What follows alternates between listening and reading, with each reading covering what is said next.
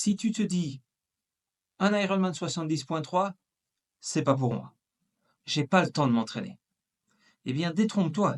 Dans cette vidéo, je vais te montrer comment mes athlètes les plus débordés réussissent à franchir la ligne d'arrivée sans exploser leur emploi du temps. Les 3 piliers que je vais te partager font vraiment la différence. Et le dernier, personne ne l'enseigne vraiment.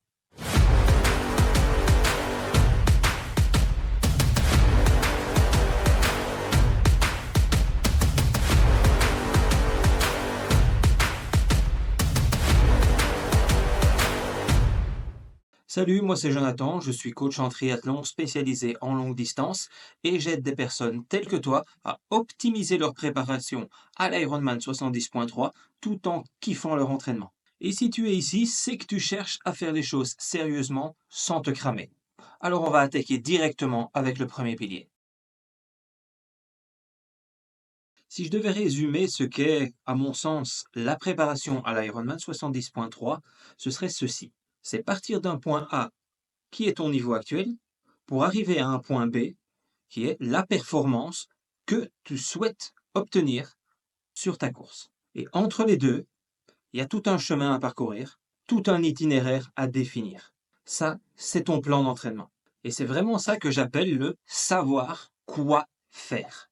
Tu dois définir ton niveau actuel, tes attentes et ce que tu dois mettre en place pour atteindre ces objectifs. Tu vas devoir développer ton endurance, être capable de tenir un effort sur une longue durée, être à l'aise en eau libre, être à l'aise dans l'enchaînement des disciplines. Bref, plein de choses qui vont composer ce plan d'entraînement et qui vont faire que chaque séance va avoir un objectif bien précis. Chaque séance est une pièce du puzzle qu'est ta préparation à l'Ironman 70.3.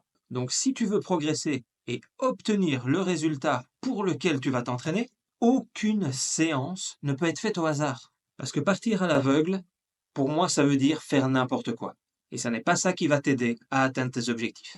Et le meilleur moyen pour ne pas partir à l'aveugle, c'est de directement te rendre sur mon site web. Tu y trouveras un mini plan gratuit de 4 semaines que tu peux mettre en place dès maintenant. Tu y trouveras aussi un plan d'entraînement de 12 semaines spécialement conçu pour les triathlètes fortement occupés. Et si tu veux encore plus de personnalisation, n'hésite pas à me contacter. Eh bien, maintenant que tu sais quoi faire, il te reste à le faire. Et avant tout, il faut que tu sois régulier à l'entraînement. Et tu n'as pas besoin de t'entraîner 15 heures par semaine pour réussir ton 70.3. Ouvre un agenda, écris-y ta semaine type et place des entraînements qu'on appelle les non négociables, c'est-à-dire les séances d'entraînement que tu devras réaliser quoi qu'il arrive. Place ces entraînements là où tu sais que rien ne pourra t'empêcher de les faire. Ce que je conseille toujours au début, c'est 2 entraînements par discipline par semaine. Comme ça te fait 6 entraînements sur la semaine et une journée de récup complète. Et 6 séances bien réfléchies et bien exécutées, c'est bien plus puissant que 10 séances faites à l'arrache. Et si tu veux une méthode simple mais terriblement efficace pour t'aider à planifier tes semaines d'entraînement, tu la trouveras dans la vidéo dont le lien s'affiche maintenant à l'écran. Maintenant, si être régulier, c'est vraiment la priorité dans ton entraînement, être régulier plusieurs semaines d'affilée, c'est vraiment ça qui sera la clé de ta progression. Et pour y arriver sans te cramer, il faut que tu adoptes un schéma de progression clair. On conseille une augmentation de charge maximum de 10% d'une semaine à l'autre et toutes les 2 à 3 semaines, une semaine de décharge pour t'aider à assimiler tout le travail accompli. Tu trouveras plus d'informations à ce sujet dans la vidéo dont le lien s'affiche maintenant à l'écran. Comme je te le disais dans le pilier 1, ta préparation, elle vise à quoi?